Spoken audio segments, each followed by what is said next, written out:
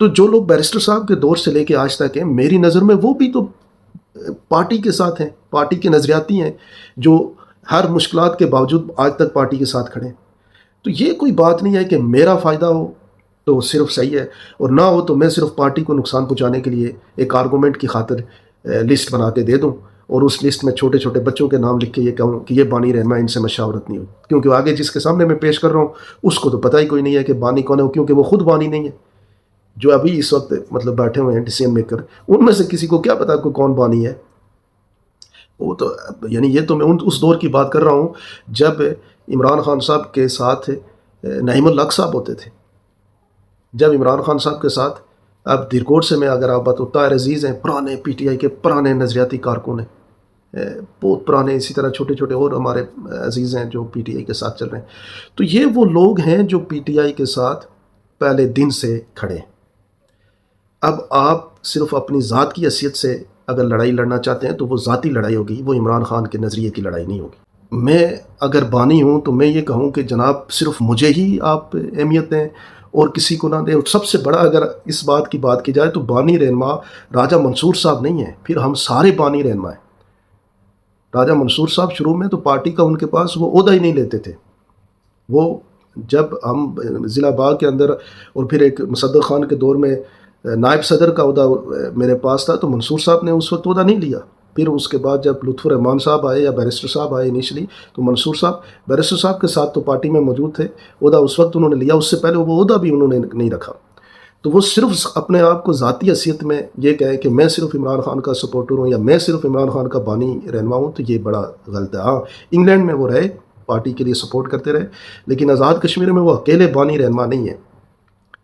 تو یہ بنیاد بنا کے چیزوں کو صرف اپنے ذاتی مقاصد کے لیے استعمال کیا جا سکتا ہے، اس سے پارٹی کا کوئی فائدہ نہیں ہے۔ میں جو آج آپ سے بات کروں گا وہ پارٹی کے مفاد کی بات کروں گا۔ اب ایک سپین تو یہ تھا جو پی ٹی آئی کا تھا، مصدق خان کے دور کا اور لطف الرحمان کے دور کا، یعنی دو لوگ تھے جو پی ٹی آئی کو لیڈ کر رہے تھے۔ ایک مصدق خان، پھر ان کو شروع میں ان کو لگایا گیا، پھر بعد میں لطف الرحمان کو۔ اس کے بعد پھر پی ٹی آئی ایک نئی بن گئی، جس میں آپ یوں کہیں تو شامل ہو گئے بیرسٹر صاحب۔ اب اس میں خورشید عباسی صاحب بھی تھے، وہ بھی درمیان میں مجید عباسی صاحب سے خورشید عباسی صاحب تھے۔ یہ لوگ پھر آہستہ آہستہ اختلافات کی وجہ سے سائلنٹ ہو گئے۔ بیرسٹر سلطان صاحب سے پہلے جو شخص شامل ہوا وہ آپ کے بعد سینئر نائب صدر جو ہیں وہ ظفر انور صاحب تھے۔ ظفر انور صاحب شامل ہوئے، وہ بنے چیف آرگنائزر۔ اب ظفر انور جب شامل ہوئے، یہ بات کب کی ہے؟ یہ بات ہے بہت، بیرسٹر صاحب تقریباً 5-7 سال تو وہ رہے پارٹی میں، اب تو یہ 10-12 سال پرانی بات ہے جب ظفر انور صاحب شامل ہوئے۔ اب ظفر انور صاحب اور بیرسٹر صاحب کے ساتھ ساتھ خواجہ فاروق صاحب بھی شامل ہوئے۔ اب خواجہ فاروق صاحب اور ظفر انور صاحب تقریباً 12 سال سے پی ٹی آئی میں، تو آپ ان کو کیا کہہ سکتے ہیں کہ وہ پی ٹی آئی کے ساتھ وفادار نہیں ہے۔ اس کے بعد ہم بات کرتے ہیں امین پوٹھی صاحب۔ امین پوٹھی وہ آدمی ہے جو عمران خان کے دور میں پی ٹی آئی کے ڈپٹی سیکرٹری انفارمیشن رہے، مرکز کے اندر خان صاحب کا ٹرسٹ تھا تو مرکز میں ڈپٹی سیکرٹری انفارمیشن تھے۔ تو کیا وہ پی ٹی آئی کے، جسے آپ یوں کہہ سکتے ہیں کہ وہ لائل نہیں ہے؟ پھر اگر آپ بات کریں کہ جناب نیّر ایوب صاحب، یہ پونچھ سے، ہمارے پونچھ سے، تو نیّر ایوب صاحب جو ہیں یہ بھی ایک وہ شخص ہے جو تحریک انصاف، یعنی جموں کشمیر جو جماعت سے سردار ابراہیم صاحب کے صاحبزادہ صاحب کی، خالد صاحب کی، جموں کشمیر پیپلز پارٹی کو چھوڑ کے پچھلے 10 سال سے پی ٹی آئی میں 2 دفعہ جو پی ٹی آئی کے امیدوار ہوئے، پچھلا الیکشن بھی لڑا، اس سے پہلے بھی۔ تو آپ یہ کیا کہتے ہیں کہ وہ یہ لوگ خان کے وفادار نہیں ہیں؟ عبدالقیوم نیازی صاحب جو ہے وہ اب جب پی ٹی آئی میں شامل ہوئے تو اس وقت الیکشن نہیں ہوا تھا، بلکہ 2-2.5 سال پہلے پی ٹی آئی میں شامل ہوئے، پھر الیکشن ہوا، پھر ساری جو ایفرٹ ہے ان کی تقریباً 5-7 سال سے وہ پی ٹی آئی میں۔ اور وہ شخص جس کو وزارت عظمیٰ سے جب ہٹایا گیا تو تب بھی ان کے ساتھ زیادتی کی گئی، اور اس زیادتی کے باوجود وہ خان کے ساتھ کھڑا رہا۔ اور پھر اس کے بعد جب ان کو موقع ملا کہ جناب اب حکومتیں نئی بن رہی ہیں، اس میں وہ جا سکتے تھے، وہ انہوں نے عمران خان کو چوز کیا، انہوں نے اپنے آپ کو تبدیل نہیں کیا، یعنی اپنی وفاداری نہیں چھوڑی۔ تو ان کے اوپر اعتراضات لگا رہے ہیں آپ پی ٹی آئی والے کہ وہ یہ نظریاتی نہیں ہے، یا یہ ان کی، یعنی بھائی ایک شخص اگر مشکل ترین وقت میں آپ کے ساتھ کھڑا ہے تو اور کون سا نظریہ آپ چاہتے ہیں؟ نظریہ کیا ہوتا ہے؟ مفادات وہ اب کیا، اب اس وقت پی ٹی آئی میں رہنے کے کیا مفاد ہے؟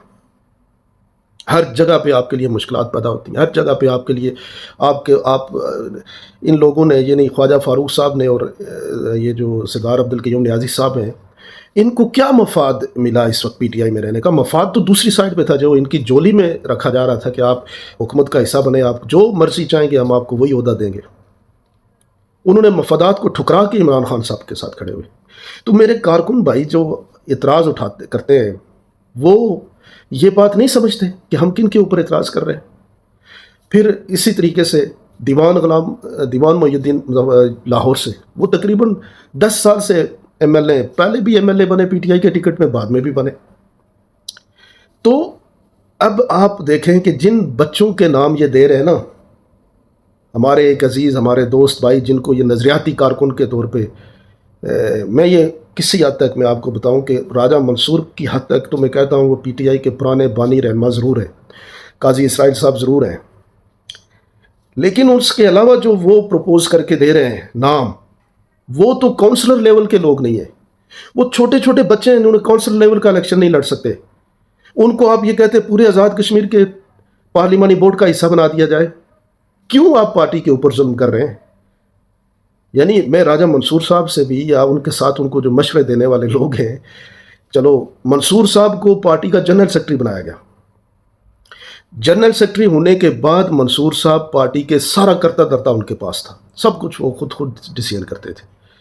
تو اس وقت وہ بتائے نا کتنے نظریاتی لوگوں کے لیے انہوں نے سٹینڈ لیا، کتنے نظریاتی لوگوں کو انہوں نے ایڈجسٹ کیا۔ انہوں نے تو سارے ان لوگوں کو پکڑ کے لا کے عہدے دیے تھے جو تو فرسٹ موور تھے۔ آپ نام لینے کو کون سا عہدے دار؟ منصور صاحب جب آپ نے پارٹی بنائی تھی تو آپ نے نظریاتی لوگوں کو ایڈجسٹ کیا تھا۔ تو یہ جو ہے نا دماغ کے ساتھ یہ جو بلیک میلنگ کی گیم ہے، یہ نہیں کرنی چاہیے۔ ہم تو آج بھی یہ کہتے ہیں کہ آپ پی ٹی آئی کے نظریاتی ہیں، لیکن آپ سے مسٹیکس ہوئی، بہت مسٹیکس ہوئی۔ آپ کو جب موقع ملے آپ نے بھی کسی نظریاتی آدمی کے لیے کوئی سٹینڈ نہیں لیا۔ وہ ہزاروں لوگ اس کی آپ کو مثالیں دیں گے۔ آپ کو تو اس سے جماعت میں رائے صاحب بڑی عزت ملی، آپ پی ٹی آئی کے سیکرٹری جنرل رہے، آپ پہلے پارلیمانی بورڈ کا حصہ رہے، اس میں بھی جس طریقے سے آپ نے ٹکٹ دیے، کون سے نظریاتی لوگوں کو آپ نے ٹکٹ دیے؟ وہ جن لوگوں نے 2-4 لوگوں نے ٹکٹ لیے بھی تھے، انہوں نے اپنے دم خم پہ لیے، اپنے تعلق میں لیے، اور جن نظریاتی لوگوں کو آپ ٹکٹ دلوا سکتے تھے وہاں پہ تو آپ نے کوئی نظریاتی آدمی کے لیے سٹینڈ نہیں لیا۔ یہاں پہ کتنے لوگ آپ کو بتا سکتے ہیں۔ حکومت بنی تو اس حکومت میں بھی آپ ایڈجسٹ ہو گئے۔ تو اس جماعت سے اس پہ رحم کریں، اس جماعت نے بڑی عزت دی ہے، نام دیا آپ کو، کیوں عمران خان صاحب کے نظریے کے ساتھ کھیل رہے ہیں؟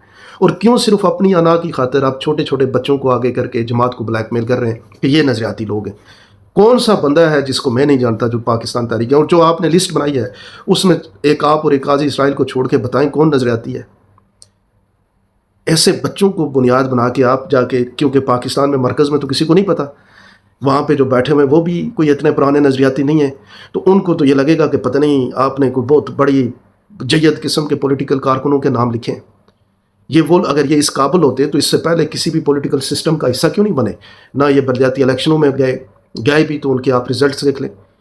تو کیوں آپ ایک اپنی چھوٹی سی انا کی خاطر لٹ سے، آپ سے اگر پارٹی کو اختلاف ہے اور ایک دوسری سائڈ کا نظریہ، اس وقت آپ ایک وقت میں آپ تھے، معاملات کو دیکھ رہے تھے، تو لوگوں کو اختلاف بنا، آپ کو پارٹی نے عزت بھی دی، سیکرٹری انفارمیشن بنایا جو آپ چھوڑ کے گئے تھے، تو آپ کو بھی تو پھر عمران خان کے اس آئیڈیالوجی کے پیچھے رہنا چاہیے کہ بھائی اپنی میں کو ختم کر کے آگے بڑھنا چاہیے، اور پارٹی کے بہتر مفاد کے لیے آپ اپنے پارلیمانی بورڈ کو جو آپ نے نام لکھے ہیں اس کو، اور جو موجودہ پارلیمانی بورڈ ہے اس کو بھی آپ سٹڈی کریں اور دل سے پوچھیں کہ سیاست کے لیے اور پارٹی کے لیے سب سے بہترین کون ہے۔ اپنے ذاتی مفاد کی حد تک تو آپ پھر جو مرضی کریں۔ آپ نے جن لوگوں کو عہدے دیے تھے وہ کوئی نظریاتی نہیں تھے، وہ کوئی پرانے نہیں تھے، وہ کوئی پی ٹی آئی کے ساتھ ان کا لانگ لاسٹنگ نہیں تھا۔ وہ آج آپ بتائیں نا کدھر گئے وہ آپ کے نظریاتی دوست پی ٹی آئی کے؟ تو یہ نہیں ہونا چاہیے کہ مجھے اگر نگلیکٹ کیا جا رہا ہے تو میں پوری پارٹی کے اوپر الزامات کی بچھاڑ لگا دوں اور پورے سسٹم کے اوپر یوں کراس لگا کے یہ کہوں کہ ان میں سے کوئی آدمی جو ہے وہ نہیں ہے۔